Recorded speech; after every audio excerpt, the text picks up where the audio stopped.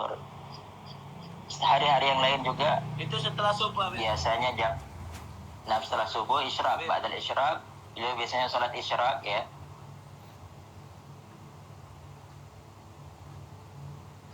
Ya, halo.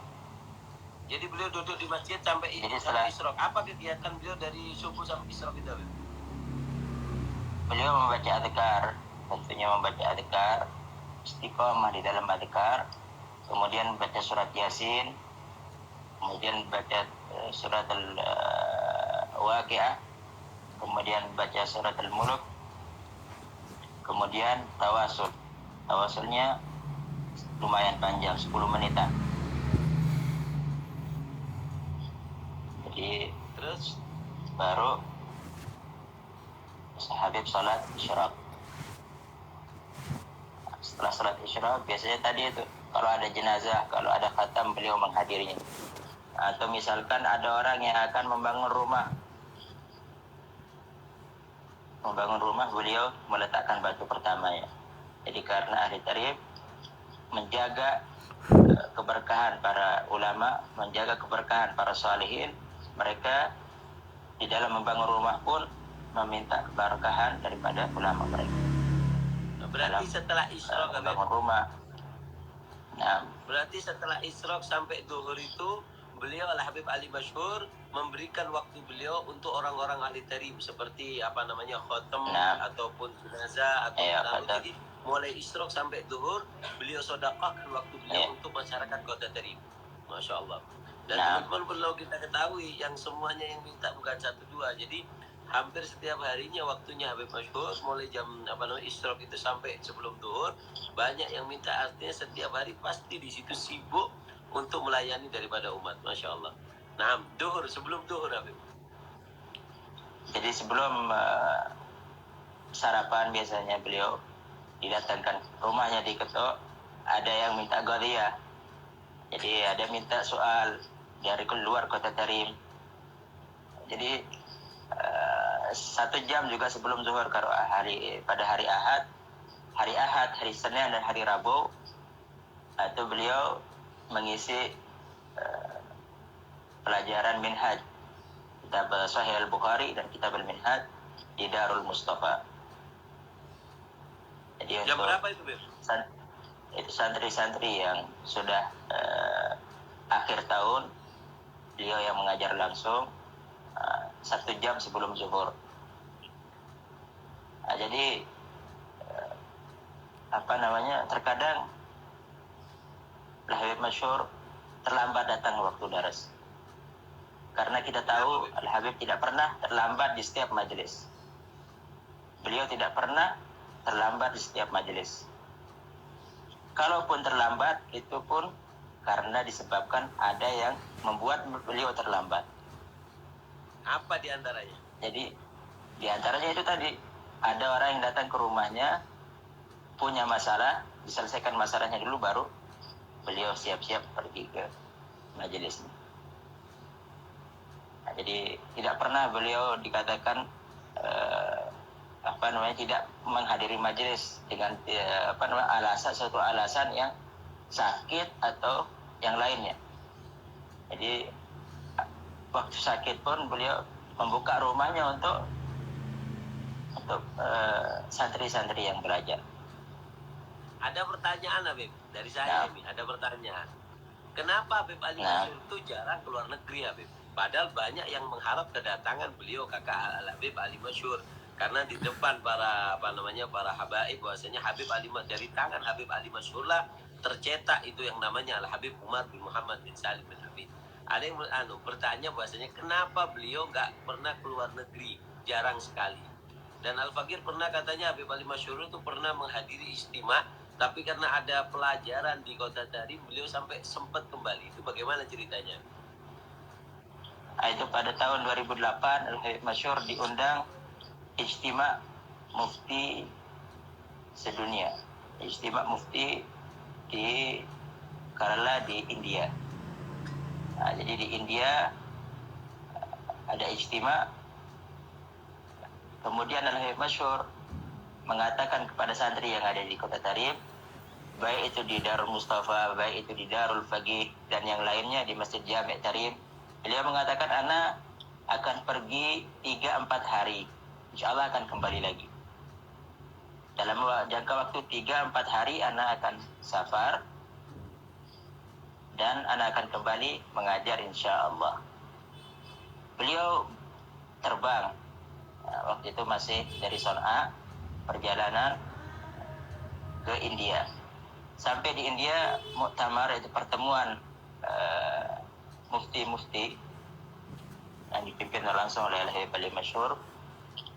Setelah selesai muktamar tersebut dalam jangka waktu 24 jam, bahkan kurang, beliau langsung minta ke bandara lagi. Bingung panitianya. Panitia di sana kebingungan. Bahkan beliau sudah, mereka panitia di India, sudah menyisihkan waktu untuk Al-Habib Masyhur berziarah keliling di India. Untuk berdakwah dan ziarah-ziarah di India. Kata Habib Ali Masyhur menjawab, sesungguhnya ana minta izin pada santri-santri yang ada di Kota Tarim cuma 3 hari. Kata. Kalau ana mengatakan kepada mereka 1 minggu, tidak apa-apa katanya, kita tambah masa di sini. Ana izin sama santri cuma 3 hari atau 4 hari katanya. Ana harus sekarang aku balik katanya. Aku harus bermalam di Son'a lagi 1 malam, baru bisa terbang lagi ke Sewun. Jadi itu yang membuat semangatnya beliau di dalam mengajar. Kemudian tadi Kalau pertanyaan antum selain itu, santrinya Ana, Beb. Kenapa? Kalau Ana tak SMS santrinya Ana libur, Habib jalan-jalan.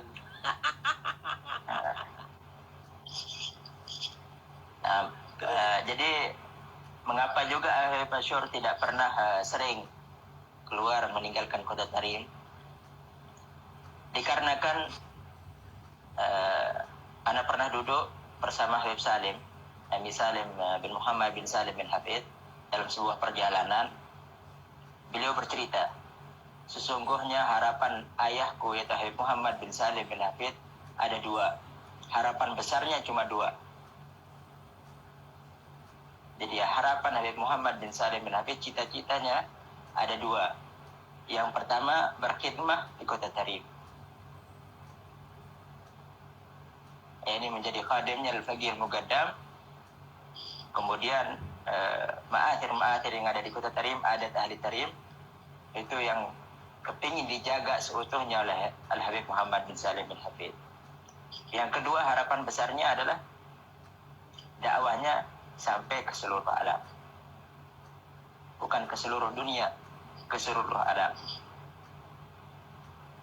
Jadi setelah diculiknya Habib Muhammad, yaitu kita lihat cita-citanya terwujudkan oleh Al-Habib Masyhur, terwujudkan oleh Al-Habib Ali Masyhur, yaitu menghidupkan kembali setelah diculiknya Habib Muhammad, membuka majelis-majelis yang tertutup oleh komunis tadi.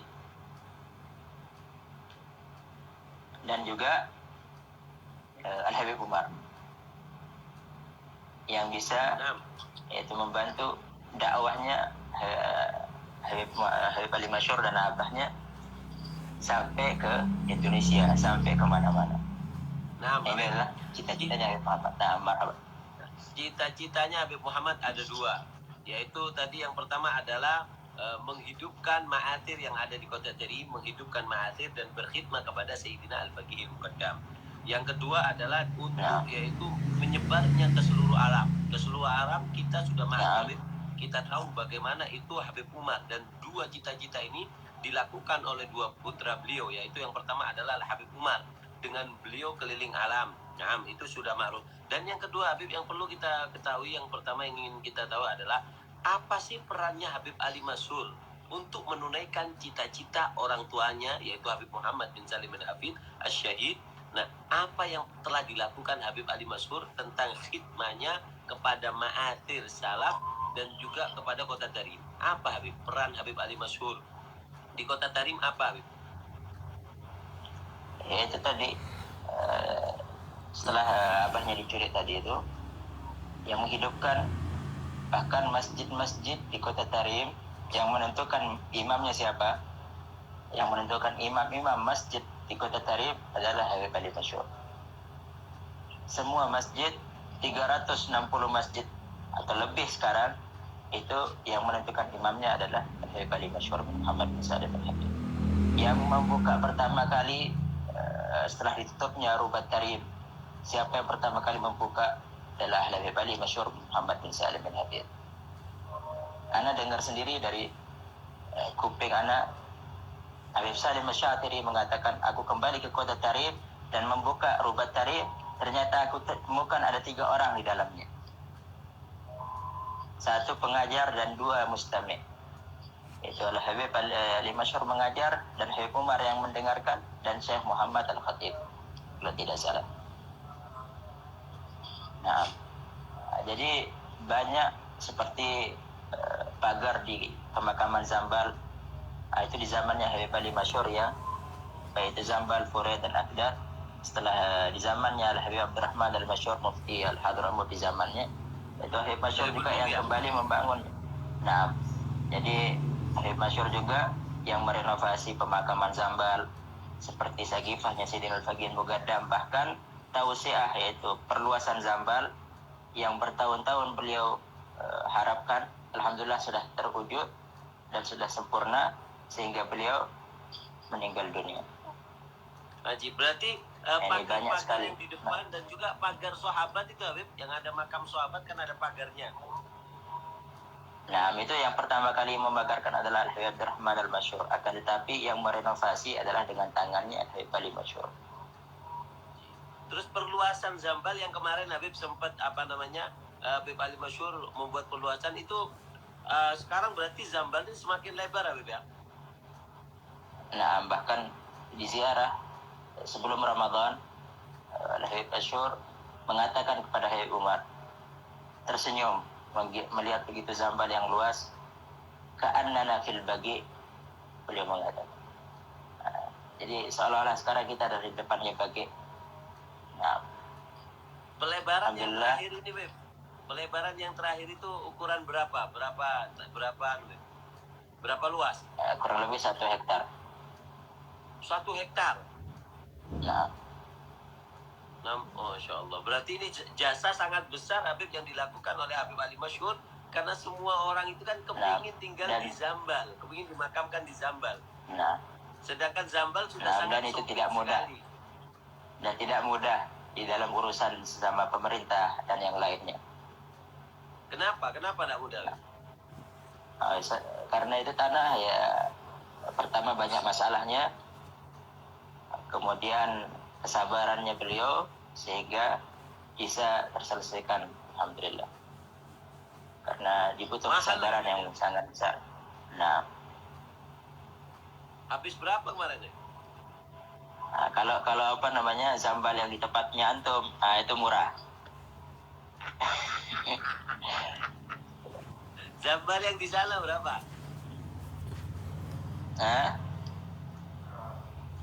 Marhaba. Untuk perluasan kemarin habis berapa dananya Habib? Karena kita tahu tanah kecil di kota Tarim itu sangat mahal. Apalagi berdekatan dengan Zambal, otomatis yang jual tanah mungkin tidak sejalan dengan manhaj Habib Ali Masyur, pasti dimahalkan Habib. Lumayan banyak dan di dalam fondasi, di dalam hal-hal yang lainnya ada beberapa rumah yang harus diganti. Jadi rumah juga ada rumah di situ di belakang Zambal, ada miliknya orang, harus diganti juga. Jadi, itu belakang Zambal sudah nggak ada rumah, Beb? Ada rumah. Ada beberapa rumah yang di dekat Imam Al-Haddad itu masih ada rumah. Yang pohon kurma itu? Nah itu pohon-pohon kurma di situ juga. Enggak, kalau memang di Zambalnya mau rubah juga.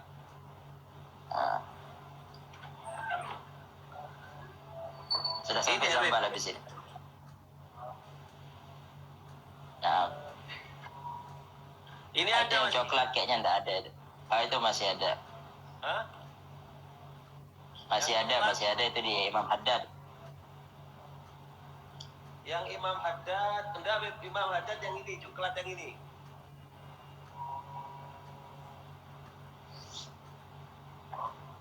Coklat yang satunya nggak ada. Lah masih ada itu dekat Imam Haddad, semua masih ada. Ada ini ya, yang nggak. Terus pohon kurma ini. Nah, jangan Pohon kurma. jangan dibongkar, nanti ada bongkar rumah semua nanti.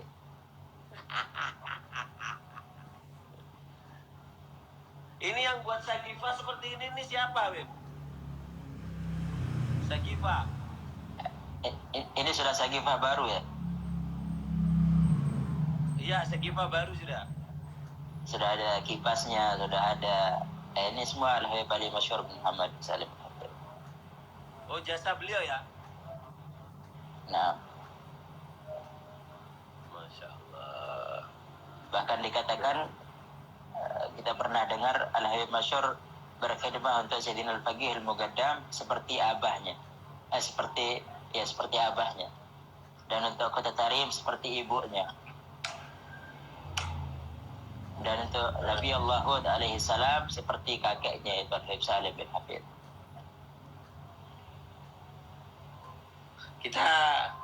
Kita duduk di Zambal, Habib. Nah. Jadi apa namanya, beliau jangan terus Nabi Hud Anda juga dengar termasuk jasa daripada Habib Ali Masyhur. Apa yang Habib Ali Masyhur lakukan tentang karena di Nabi Hud itu termasuk ma'atir salaf yang banyak sekali di sana mereka, Sayyidina Umar Mohdar, yang lain banyak yang khalwat di situ. Apa yang Habib Ali Masyhur lakukan di Nabi Allah Hud, jasa Habib Ali Masyhur di Hud? Apa, Habib? Jadi beliau sudah puluhan tahun juga menjadi musyrif ziarah Nabi Allah Hud alaihi salam. Jadi yang menertibkan ziarah tahunan itu bulan Sya'ban beliau pikul sendiri, yaitu tertib ziarah dari hari tanggal 8 Sya'ban, 9 dan 10 Sya'ban itu ziarah Nabi Allah Hud alaihi salam. Yang menertibkan, yang menyiapkan AC, yang menyiapkan karpet semua, listrik, air, itu beliau dan lajnah yang ada di ziarah tersebut. Kemudian pada itu semua 2 tahun yang lalu, semua dipikul oleh beliau. Dipegang Habib Ali Masyhur. Jadi kelancaran jadi semua itu di tangan Habib Ali Masyhur. Jadi semua manasib semua ketua suku, ketua gabilah yang memimpin ziarah itu melapor kepada Al-Habib Ali Masyhur. Jadi mengeluhnya kepada Al-Habib Masyhur.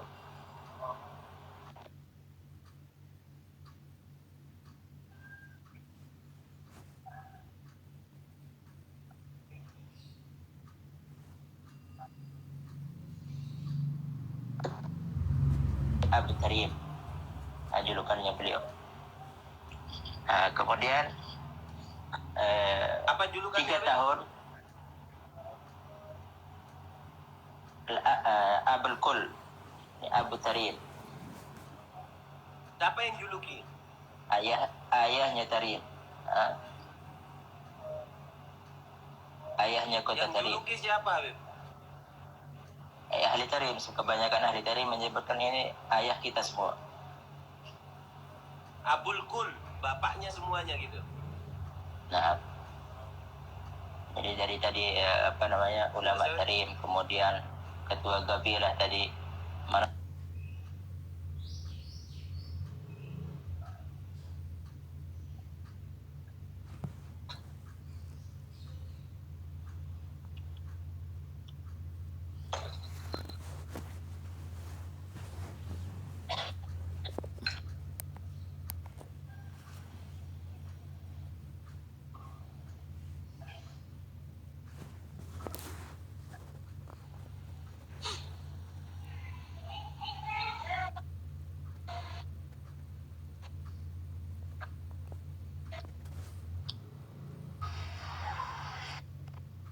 penutup di antara Gobah dan Nagah namanya.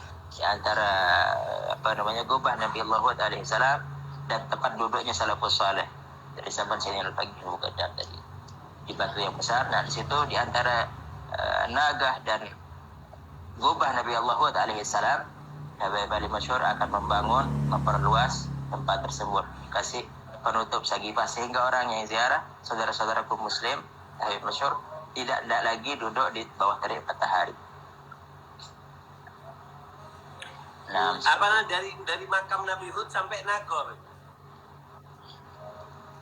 Nah, bahkan dikatakan situ di antara Gobah Nabi Allah Hud alaihissalam. Nagor itu apa?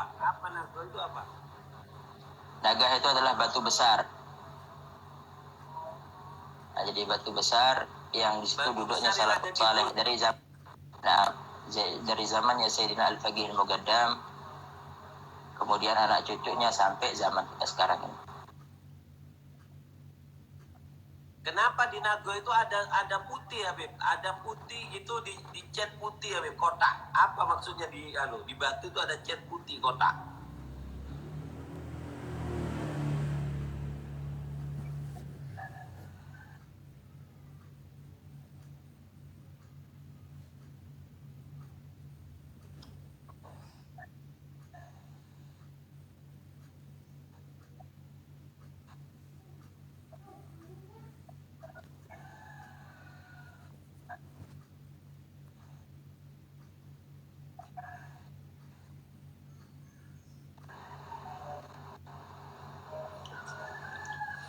Nah, itu peran Habib Ali Masyhur. Ya sangat banyak Betul, Habib.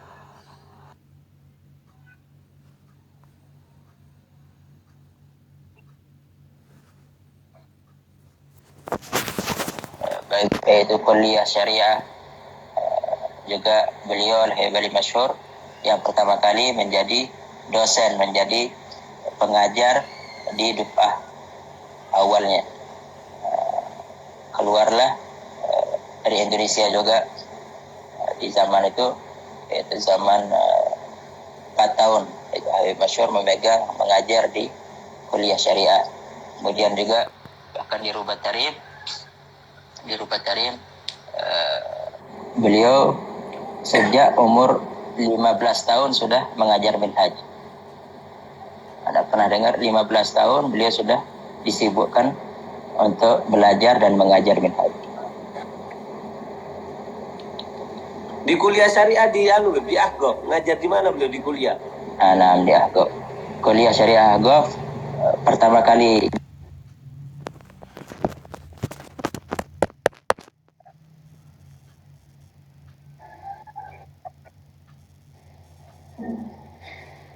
Wajib. Itu di hari Ahad, Beb, sebelum duhur ini masih.